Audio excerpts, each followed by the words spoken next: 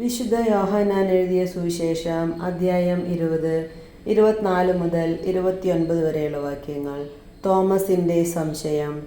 12 പേരിൽ ഒരുവനും ദിദിമോസ് എന്ന് വിളിക്കപ്പെടുന്നവനുമായ തോമസ് യേശു വന്നപ്പോൾ അവരോട് കൂടെ ഉണ്ടായിരുന്നില്ല. അതുകൊണ്ട് മറ്റു ശിഷ്യന്മാർ അവനോട് പറഞ്ഞു, ഞങ്ങൾ കർത്താവിനെ കണ്ടു. എന്നാൽ അവൻ പറഞ്ഞു, അവൻ്റെ കൈകളിൽ ആണികളുടെ പഴുതുകൾ ഞാൻ കാണുകയും അവയിൽ എൻ്റെ വിരലിടുകയും അവൻ്റെ പാർശ്വത്തിൽ എൻ്റെ കൈ വയ്ക്കുകയും ചെയ്തല്ലാതെ ഞാൻ വിശ്വസിക്കുകയില്ല. 8 ദിവസങ്ങൾക്കു ശേഷം വീണ്ടും അവൻ്റെ ശിഷ്യന്മാർ വീട്ടിലായിരുന്നപ്പോൾ തോമസ് അവരോടുകൂടെ ഉണ്ടായിരുന്നു. വാതിലുകൾ അടച്ചിരുന്നു. യേശു വന്ന് അവരുടെ മധ്യത്തിൽ നിന്നുകൊണ്ട് പറഞ്ഞു, നിങ്ങൾക്ക് സമാധാനം. അവൻ തോമസിനോട് പറഞ്ഞു, നിന്റെ വിരൽ ഇവിടെ കൊണ്ടുവരിക, എൻ്റെ കൈകൾ കാണുക. നിന്റെ കൈ നീട്ടി എൻ്റെ പാർശ്വത്തിൽ വയ്ക്കുക. അവിശ്വാസിയാകാതെ വിശ്വാസിയായിരിക്കുക. തോമസ് പറഞ്ഞു, എൻ്റെ കർത്താവേ, എൻ്റെ ദൈവമേ.